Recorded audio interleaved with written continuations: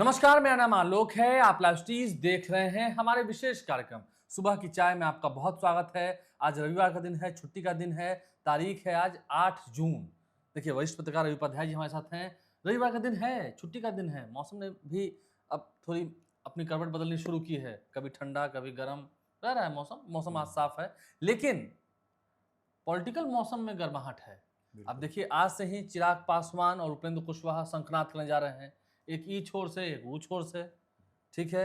अब इसके अलावा देखेंगे, जहां तक बात आपको बता रहे हैं राजनीति की, तो तेजस्वी यादव कैसे बाल बाल बचे हैं सबको मालूम है। सरकारी अस्पताल में ले गए, रात को सदर हॉस्पिटल हाजीपुर में मुकेश रोशन के साथ थे, सबको सब मालूम है क्या घटनाक्रम हुआ। उनकी बहन ने इस पर चिंता व्यक्त की है। वहीं खान सर की पार्टी भी उधार है अभी स्टूडेंट्स पर। डोमिसाइल नीति को लेकर भी जो मामला गरमाया हुआ है, ये भी अब ज्वालामुखी की तरफ फूटेगा, क्योंकि इस साल चुनाव होने। चलिए हम शुरुआत करते हैं सबसे पहले उपेंद्र कुशवाहा से और चिराग पासवान से। केंद्रीय मंत्री चिराग पासवान कल देर शाम को कुढ़नी भी गए थे, वहीं जहां पर जो दलित समाज की बच्ची है उसके साथ बलात्कार हुआ, लापरवाही हुई देखने में पीएमसीएच में। ठीक है, पीएमसीएच के जो प्रभारी उपाधीक्षक हैं और एसकेएमसीएच के जो अधीक्षक हैं, उन्हें सस्पेंड भी किया गया, उन पर कार्रवाई की गई, लेकिन डेथ तो हो गया। बिल्कुल। चिराग पासवान भी गए थे। अब आज से वो शंखनाद करने वाले हैं शाहाबाद से। शाहाबाद में आरा में बड़ी रैली होनी है, बड़ी सभा होनी है। इसको लेकर पहले से उनके तमाम जितने एमपीज हैं तैयारी कर रहे हैं, सांसद हैं। वहीं उपेंद्र कुशवाहा भी मुजफ्फरपुर में आज से हुंकार भरेंगे। देखिए, सबसे बड़ी बात है कि चिराग पासवान वो जो रमना मैदान, आरा के रमना मैदान में आज जो बड़ी सभा उनकी जो होने जा रही है, कुछ देर बाद आपको दिन भर से ही भीड़ का धीरे धीरे पहुंचना, लोगों का पहुंचना शुरू हो गया है। और चिराग पासवान आज जब संबोधन करेंगे, उससे पहले आपने देखा कि जब प्रधानमंत्री नरेंद्र मोदी आए थे विक्रमगंज की सभा में, उसी दिन प्रधानमंत्री की सभा के बाद वहीं पर जो है सो चिराग पासवान ने अपने कार्यकर्ताओं के साथ मीटिंग की थी। और अब तो यह कयास लगाए जा रहे हैं, यह बात आम आवाम में चर्चा है कि चिराग पासवान संभवतः शाहाबाद क्षेत्र से ही विधानसभा का आम सीट से, जनरल सीट से चुनाव लड़ेंगे। लेकिन देखिए, आज जो बात है, चिराग पासवान ने स्पष्टता के साथ कहा है कि वह संसदीय बोर्ड तय करेगा कौन कहां से वह चुनाव लड़ेंगे। लेकिन अब कहीं ना कहीं यह तो, और ये चिराग पासवान यह भी कह रहे हैं कि हम जो लड़ेंगे चुनाव, या हमारी पार्टी जो लड़ेगी, बेहतर स्ट्राइक रेट के लिए लड़ेगी। तो इस बार नीतीश कुमार की अगुवाई में ही चुनाव होगा और 2025 में 225 जीतने का जो टारगेट है एनडीए का, उसको फुलफिल करने के लिए देखिए, क्योंकि आप इस बात को भी इत्तेफाक रखिए, इस बात को भी मान के चलिए कि राहुल गांधी या तेजस्वी यादव जो इंडिया ब्लॉक महागठबंधन है, इन लोगों ने भी बड़ी और मजबूत किलाबंदी कर रखी है इस बार एनडीए को घेरने के लिए। आपने देखा भी था कि लोकसभा के चुनाव में किस तरीके से बड़ा झटका, बड़ा जोल्ट महागठबंधन इंडिया ब्लॉक ने दिया था एनडीए को।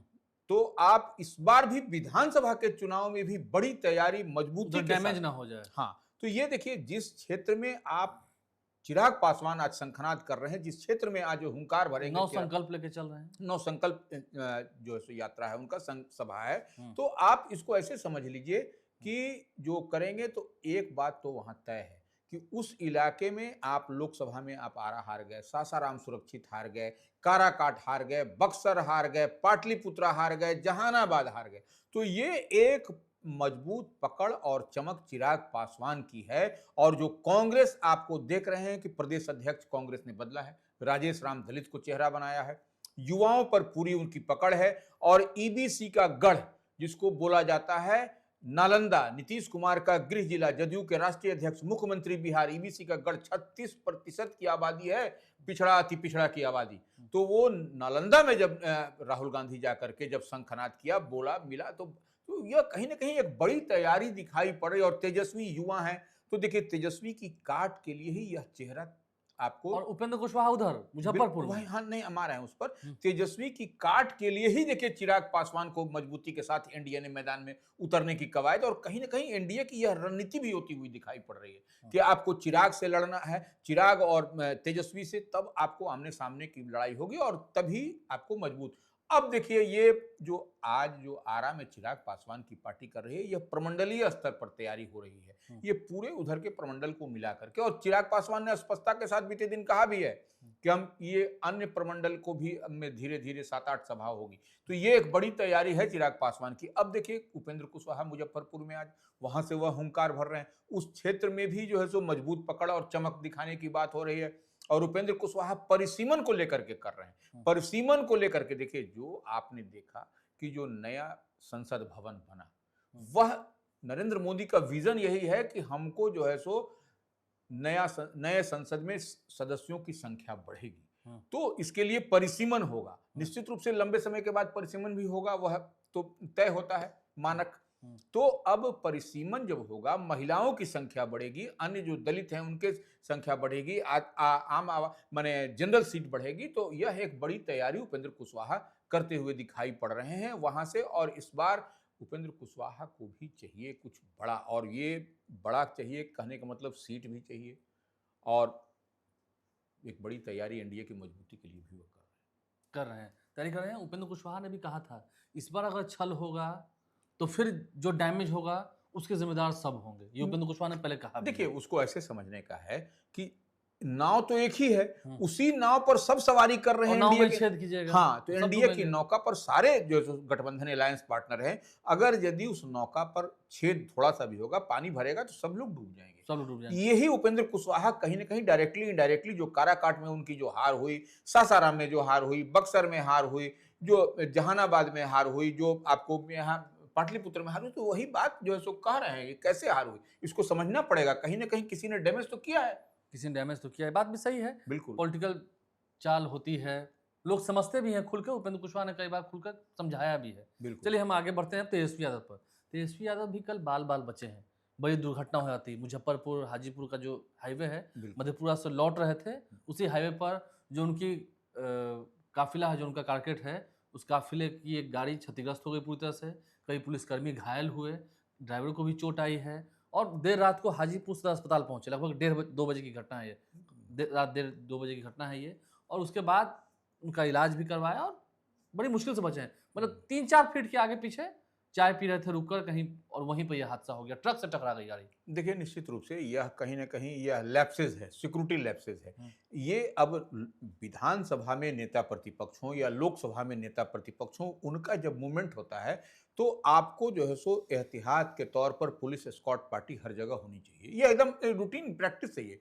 और देर रात जब विधानसभा के नेता प्रतिपक्ष आ रहे थे तो वहां पर जो इंसिडेंट हुआ, जो ट्रक का ही मान लीजिए या किसी, या अगर यदि जानवर से टकराता तब वो अलग विषय था, लेकिन अगर यदि मान लीजिए इस तरह से स्कॉट वाहन उनका टकरा गया, बाल बाल वो बचे। नहीं तो अगर यदि जिस स्पीड से गाड़ी थी, अगर एक दूसरे से कोलिजन होता है, एक दूसरे टकराव होता है, तो कई लोग बड़ा हादसा होता है। हालांकि जो जानकारी, जो ट्रक चला रहे थे उसे गिरफ्तार कर लिया गया, जो जानकारी निकल गई, उसे पुलिस ने वहां पर जाकर धर दबोचा है। देखिए वह तो गिरफ्तार करना तो अलग बात है, लेकिन क्या देखिए इतनी तो रात में आपको ट्रैफिक व्यवस्था चुस्त दुरुस्त होनी चाहिए। जब वीवीआईपी मूवमेंट हो रहा है तब आपको एहतियात बरतना चाहिए। दिन में आप सायरन बजा रहे हैं, रात में जो है सो आपको देखिए क्या है पुलिसिंग। देखिए पुलिसिंग तो बेहतर होनी ही चाहिए। हम देखिए ये आम आवाम हमारे आपके गुजरने की बात नहीं है, यह विधानसभा में नेता प्रतिपक्ष की बात है। चीफ मिनिस्टरियल चेहरा है तेजस्वी यादव महागठबंधन इंडिया ब्लॉक से। तो ऐसे में जब इतना बड़ा हादसा, उनके सिक्योरिटी को चोट लगा, एक्सरे हो रहा है, रात में जो है उतर करके अपने जा, तो यह निश्चित रूप से ये एक बड़ी घटना है। इसको गंभीरता से सरकार को और स्थानीय प्रशासन को भी लेना चाहिए। हर पॉइंट पर एक एक स्कॉट आगे बढ़ते रहना चाहिए था। अब और इसमें रोहिणी आचार्य ने चिंता भी व्यक्त की, जाहिर सी बात है, परिवार के लोग हैं। बिल्कुल वह तो करें, अच्छा काम तो किया है, अपने पुलिसकर्मियों को देर रात सदर अस्पताल हाजीपुर ले गए। मुकेश रोशन भी वहां गए थे, आरजेडी के विधायक हैं। शक्ति सिंह यादव जो कि पार्टी के मुख्य प्रवक्ता है, वो वहां मौजूद थे। तो देखरेख में कोई कमी नहीं हुई है। नहीं, देखरेख में कमी नहीं, लेकिन एक चीज तो समझना पड़ेगा ना, यह हादसा ही नहीं होता अगर सतर्कता रहती, अगर पुलिस एस्कॉर्ट रहता, सब कुछ विधिवत जो होना चाहिए, तो ये इतना बड़ा मान लीजिए थोड़ा सा, आज तो मान लीजिए कुछ माने सिक्योरिटी गार्ड या उनके एस्कॉर्ट गाड़ी को लगा, अगर यदि उसी में कोलिजन हो जाता, उसी में टकराहट हो जाता, तो फिर ये दूसरा बड़ा रूप लेता है, बड़ा रूप लेता है। यही हम कह रहे हैं और हम कुछ नहीं कह रहे हैं। इतनी बात तो समझने वाली है, समझने वाली बात है, बात सही है। हम जरा छात्रों युवाओं की बात करेंगे। डोमिसाइल नीति को लेकर अब संग्राम बढ़ रहा है। बिल्कुल, तेजस्वी यादव ने कहा भी है कि हम 100% डोमिसाइल नीति लागू करेंगे। सम्राट चौधरी भी जब विपक्ष में थे वो भी कहते थे, लेकिन डोमिसाइल नीति पर सरकार, एनडीए सरकार बात नहीं कर रही है। अगर बात नहीं करेगी तो चुनाव में मुद्दा बड़ा हो जाएगा। देखिए आप कई सारे अहम सवाल हैं जो छात्रों और शिक्षकों से जुड़े हुए हैं। शिक्षकों के साथ भी किस तरीके से हो रहा है, तमाम देखिए आपको एसीएस सिद्धार्थ जो हैं वह काम कर रहे हैं, बावजूद इसके जो काम होनी चाहिए वह नहीं होता हुआ दिख रहा है। वही डोमिसाइल नीति को लेकर के अब दूसरे स्टेट के लोग आ करके यहाँ से नौकरी ले रहे हैं और आपके छात्र जो बिहार के मूल निवासी रहने वाले हैं, पढ़े लिखे हैं, कैपेबल हैं, वह लोग एग्जाम देके पास आउट हो सकते हैं, लेकिन वह कैसे देंगे? संख्या ही सीट की कम है, क्योंकि भाई डोमिसाइल नीति यहाँ पर देख लीजिए क्या है। तो यही तो बात छात्र नेता दिलीप कुमार भी कर रहे हैं और बीते दिन आपने देखा भी था कि पटना में प्रदर्शन हुआ, बाद में वह उनको ले जाकर के मिलवाया गया, 5 आदमी का शिष्टमंडल गया, लेकिन इससे नहीं होगा। सरकार को स्पष्टता के साथ डोमिसाइल जो नीति बनाई है उसको क्लियर करना होगा, वॉश आउट करना होगा और फिर से देखिए ये बिहार के लोगों को प्राथमिकता मिलनी चाहिए। आप नहीं मिलेगा तो ये लोग कहां जाएंगे?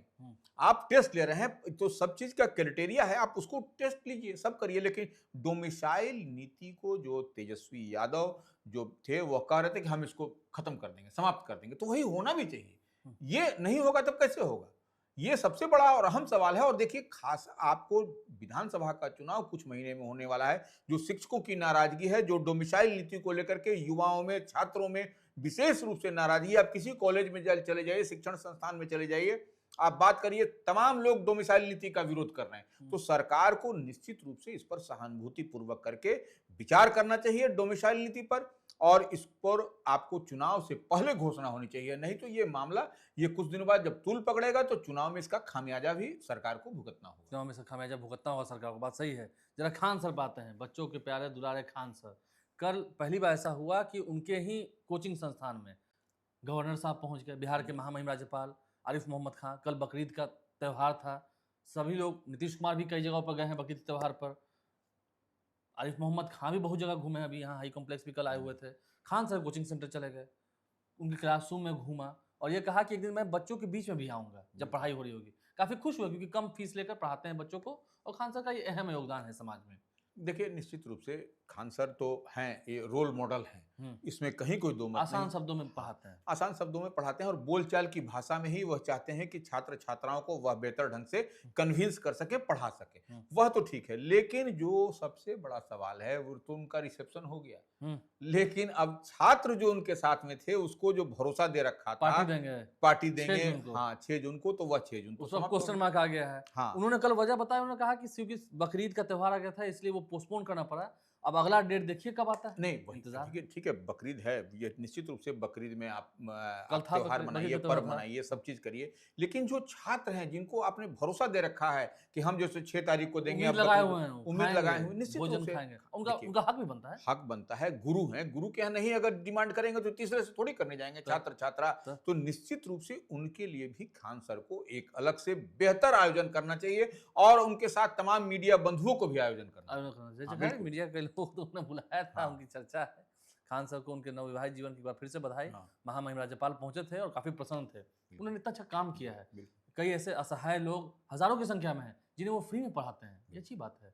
बहरहाल देखना होगा, आज पूरे दिन सियासत भरी खबरें भी आप तक हम पहुंचाते रहेंगे। आप लाइव से बन रहे हैं, बहुत शुक्रिया सर आपका। हमारे चैनल को सब्सक्राइब कर लें। सियासत वाला सुपर संडे, आज कुछ ना कुछ बयान तो निकल के आएंगे, बिल्कुल, चिराग पासवान से भी, उपेंद्र कुशवाहा से भी। देखना होगा इस पर तेजस्वी यादव भी क्या कुछ कहते हैं। हमारे चैनल को सब्सक्राइब कर लें, साथ साथ फेसबुक पेज भी लाइक करें। धन्यवाद।